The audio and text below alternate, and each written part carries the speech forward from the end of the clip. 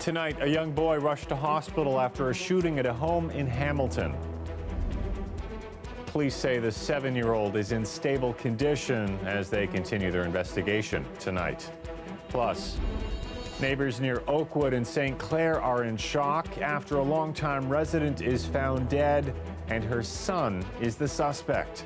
And it's the worst feeling in the world when you have to tell an artist we can't get them onto their stage or to their dressing room. the old St. Lawrence Center needs some major upgrades. Now the future of the theater is up in the air.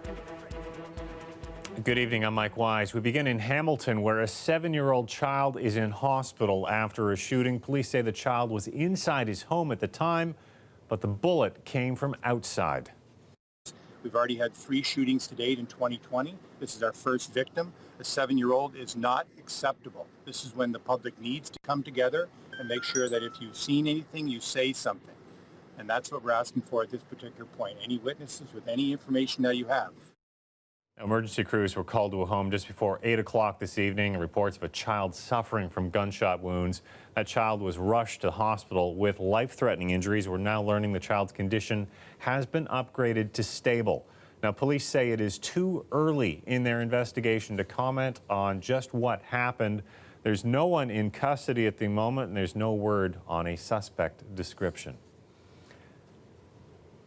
Well, here in Toronto, people who live near Oakwood and St. Clair are still digesting the news that a woman was found dead in her home and her son stands accused of killing her. She is Toronto's 5th murder victim of the year, but as Angelina King tells us, police are still trying to figure out when she was killed.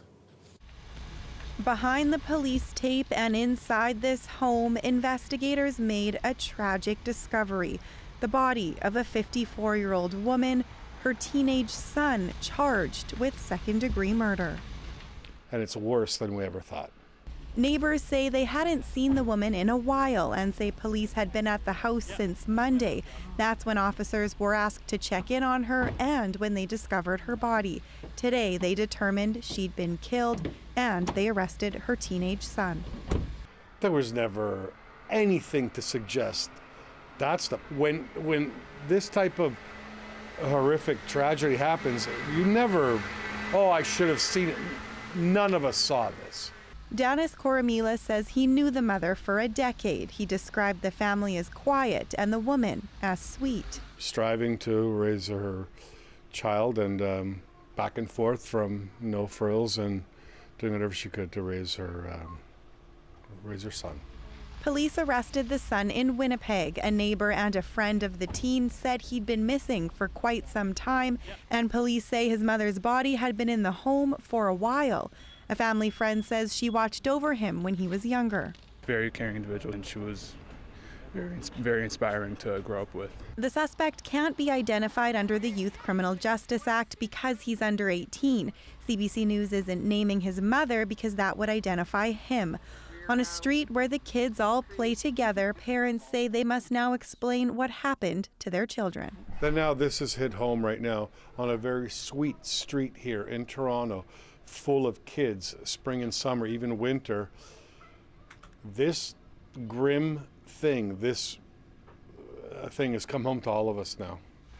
Police are now in the process of bringing the suspect back here to Toronto, where he'll eventually make his first court appearance. There's no word on cause of death at this point. Angelina King, CBC News, Toronto.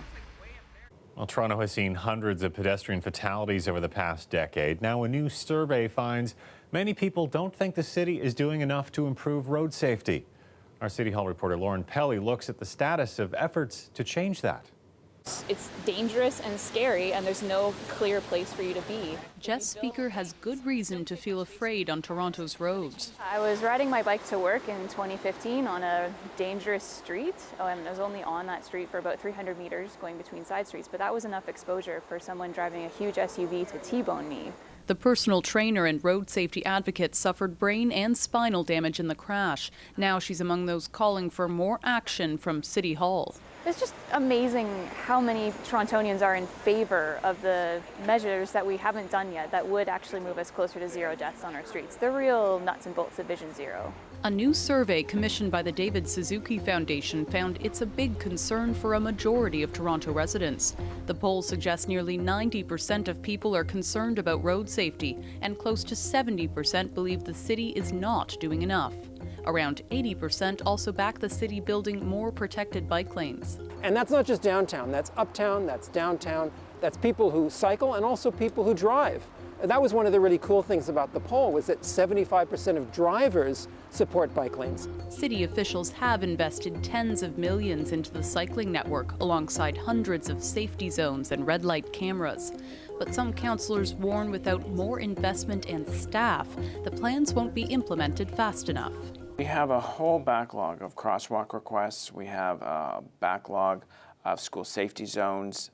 We need another 6 years to do all the schools in Toronto. We've got to scope, we've got to do the engineering, we've got to do the studies and get this stuff out faster. We've got to get it out on the street. If you don't have the staff to do the work, if you don't have the staff to spend the money to get the outcomes you're looking for, then all the strategies and plans are going to ultimately fall short. With the city currently planning its next budget, we brought those concerns to Mayor John Tory.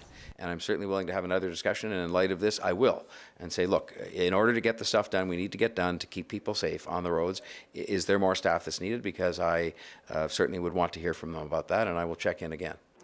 There you have it, the mayor himself saying he'll look into those staffing levels. We'll be keeping an eye on this story, obviously, as it unfolds in the years ahead, as the city keeps working towards reaching its goal of Vision Zero, 0 deaths on Toronto's roads. Lauren Pelly, CBC News, Toronto. 3 people are in hospital after a crash in Whitby this morning. It happened just before 10 a.m.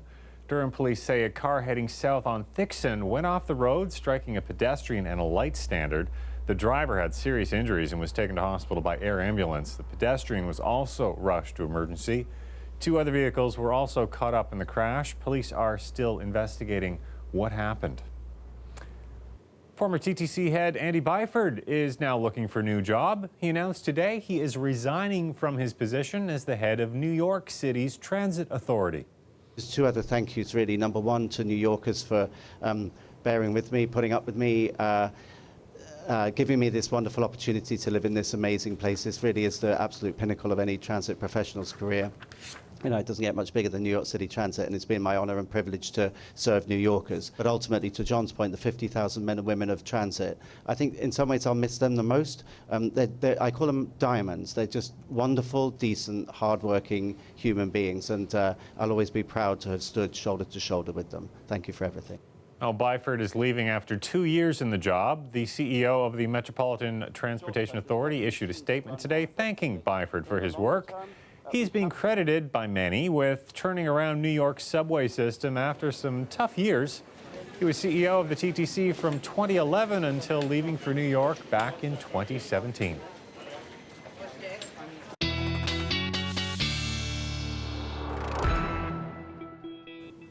Colette Kennedy's here with her first look at the forecast, and this time tomorrow we're going to be dealing with some rain and potentially messy weather. That's exactly right. As we go into another weekend where we're going to see some active weather and some messy travel conditions, really. So Friday evening starting as some showers, then turning into rain Friday through the overnight. On Saturday, we'll have some rain that'll begin to mix with a little bit of wet snow. Could be even a little bit of freezing rain in there at times, especially northwest of the city. There is a special weather statement I'll show you a little later in the show. And then late Saturday and into Sunday, it's more of the wet snow or light wet flurries as we go into Sunday, and there'll be some dry periods likely, and then it'll kind of come through in waves. So that's the system as a whole, and yeah, I know it's going across our entire weekend, but look as we go in for a closer look how it comes in as a bit of a mix through southwestern Ontario, then turns over to rain. For the lower Great Lakes, primarily a rain event, and we'll get into the amounts a little later, but into Saturday, that's where some of that mixing and why the roads could be a little bit troublesome, and some accumulations north and to the east into eastern Ontario. Tonight, -1 will be the very mild, running 10 degrees above seasonal overnight low. And tomorrow afternoon, some breezy conditions, but 3 degrees the high. So enjoy that before the storm gets here, Mike. Okay, thank you, Colette. Things have gotten to a state where patients' lives are at risk, and we need immediate action. Well, Brampton is trying to put an end to hallway health care by declaring a state of emergency. But some experts say that's not enough. We'll have that story after the break.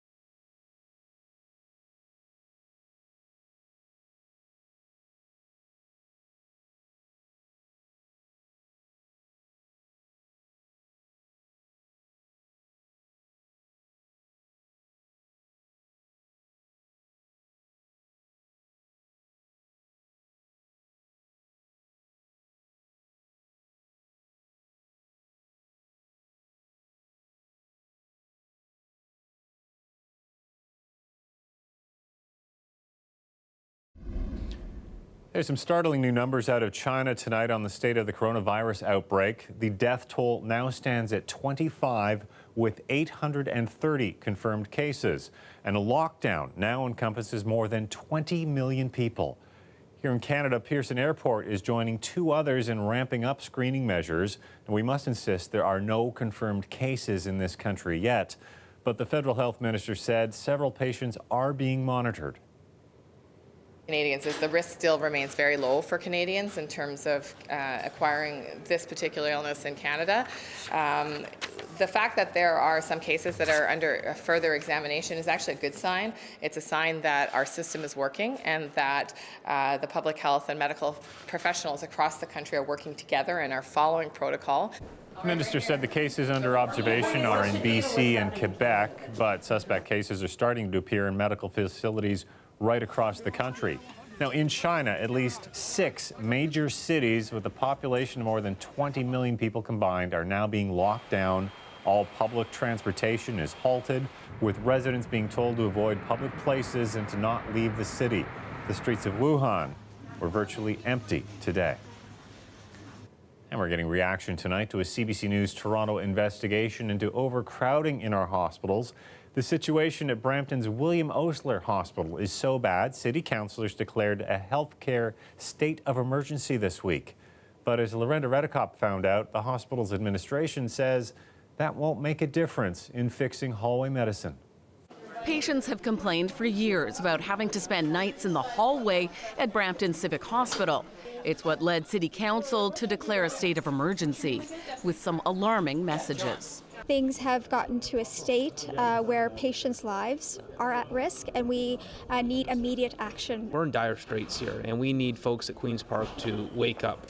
But this ER doc and hospital vice president isn't convinced that declaration will do anything. Declaring it a healthcare emergency is really not going to change the pace at which we continue to work with the ministry and City Council. He agrees Brampton needs more resources, with fewer hospital beds per capita than the rest of Ontario. He already advocates for more from the province and insists patients are safe. When we put a patient in the hallway, you think carefully about that patient's condition and what they will clinically need. A patient is never put into a hallway where their well-being or their life will be at risk. The William Osler Health System confirms the emergency departments at both its sites are under a code gridlock today. That means here at Brampton Civic Hospital, as well as at Etobicoke General. That type of overcrowding is common at many Ontario hospitals, and data obtained by CBC show Brampton hospitals are not among the top 10 most crowded in the province.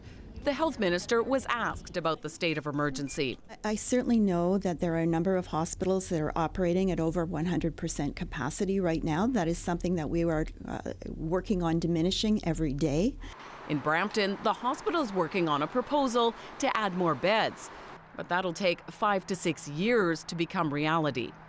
Lorenda Redicomp, CBC News, Brampton. To repair or to rebuild the theatre? That is the question.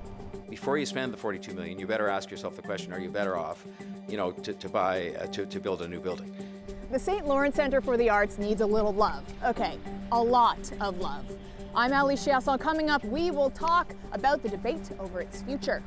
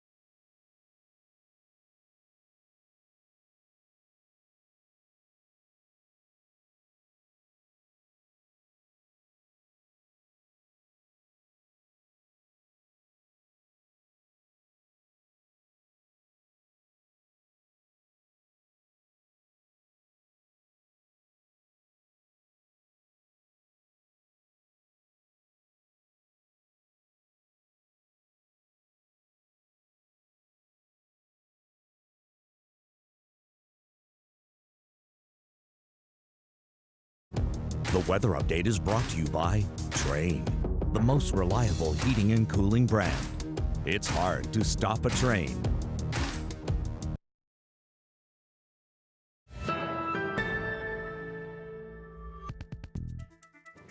The St. Lawrence Centre is in need of some costly repairs. It could cost tens of millions of dollars to restore the half-century-old performing arts building, but some feel there's another option: tear it down. Ali Chiasson got inside today for a look at what needs to be done. I noticed when you were driving up, the sign was off. That's right. It's been off for about 2.5 years now. About 2.5 years ago, we were given a cease and desist order by Industry Canada because the technology within that LED sign is so old that it was putting out a frequency of energy that was interfering with cell service around. Oh, man. So we were forced to turn off that sign and not use it anymore. What a shame. It's a horrible opportunity that we're not able to take advantage of anymore. To say the St. Lawrence Centre for the Arts is a fixer-upper would be an understatement. It needs $42 million to bring it up to good repair. So we're trying to turn on the lights. Bring it up to industry standard. I mean, a bit dated. It's a bit dated. And to make it actually accessible. It's the worst feeling in the world when you have to tell an artist we can't get them onto their stage or to their dressing room in any kind of dignified manner. We've lost clients because of it, and it's an absolute shame. It hasn't aged well. Its official opening in January 1970 was something of a minor miracle, attributable to the faith and hard work of a small number of dedicated people. 50 years later, we talk to the new people mulling over the theater's future. Before you spend the $42 million, you better ask yourself the question, are you better off, to build a new building? Do we want to spend that money to stay in a state of good repair and stay in the building that we're in? Or do we want to leverage that money on a redevelopment project? A rebuild would cost about $200 million. The operators feel they can transform it into a multifaceted arts center. There's really no life in this building during the day. It's open for the public when they buy a ticket and they come and see a show. We want to make sure that the entire public can use it, that it becomes a place where people can interact, commune, bring the neighborhood together, and really have life in it all the time. And that's the kind of space that we can dream about if we get a yes at council. City Council votes next week to begin the consultation process to decide how Act 2 of the St. Lawrence Centre plays out. Ali Chiasson, CBC News, Toronto.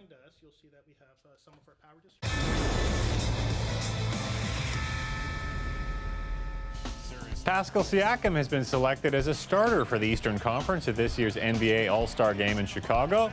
It'll be Spicy P's All-Star debut in just his 4th year in the league. Raptors point guard Kyle Lowry is expected to be among those chosen as an All-Star reserve. And the Toronto Argonauts will be setting sail for Nova Scotia in July. The CFL announced it will hold a regular season game between the Argonauts and the Saskatchewan Roughriders in Halifax on July 25th. A 3-day mini Grey Cup festival will precede the game. It's all being sponsored by Schooners Sports and Entertainment, a group trying to put an expansion team in Nova Scotia's capital.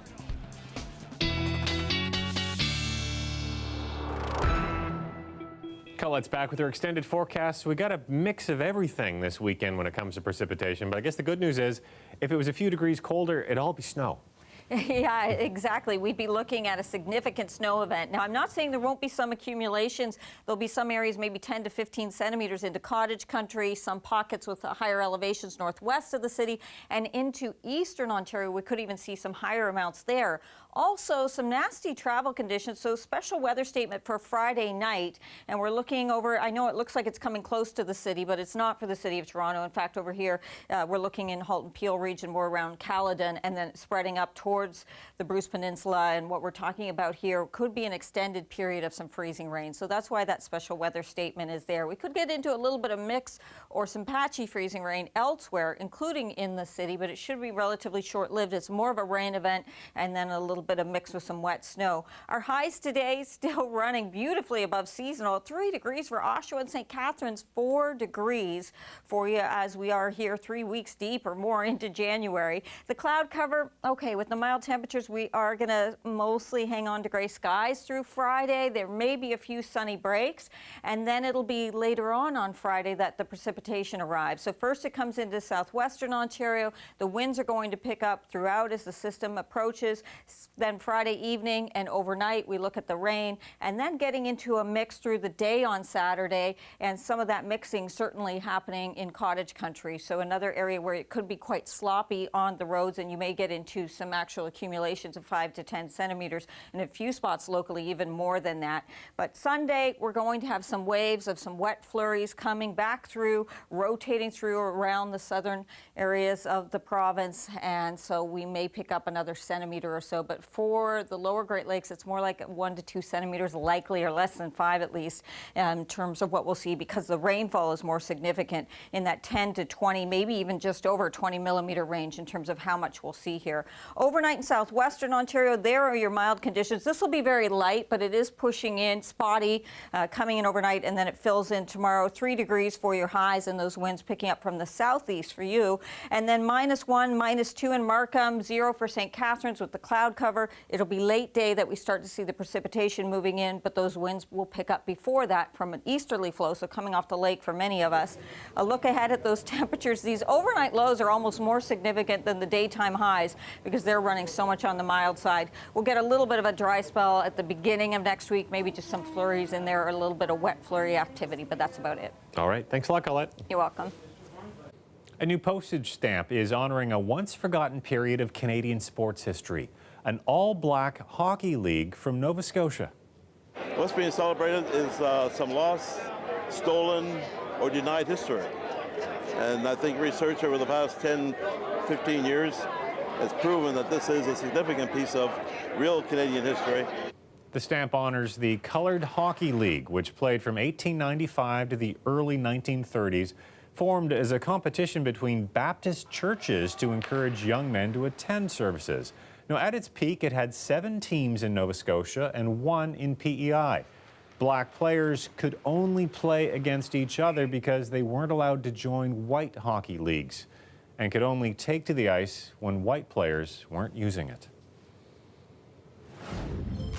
Well, still ahead, there's more to Niagara than casinos, wine, and the falls. Our food guide says you should go for the catfish. We'll explain after the break.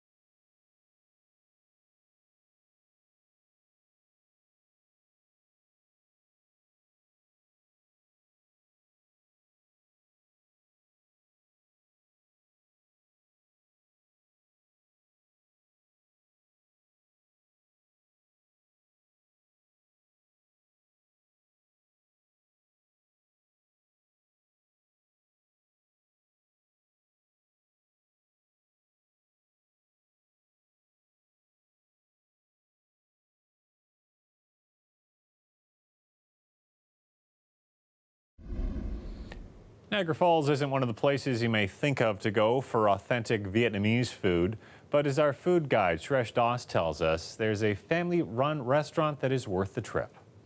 The food is very light, it's not as heavy, it's not as greasy. It's just in your mind all the time, you want to have that item. My name is Kim Pham. We located in Niagara Falls. I'm one of the owner of Pho Sic Lo. Pho Sic Lo is a Vietnamese restaurant. You're having hot and cold, soft and crispy. If you're first time here, if you like the very tasty, a lot of flavorful soup, is having the laksa.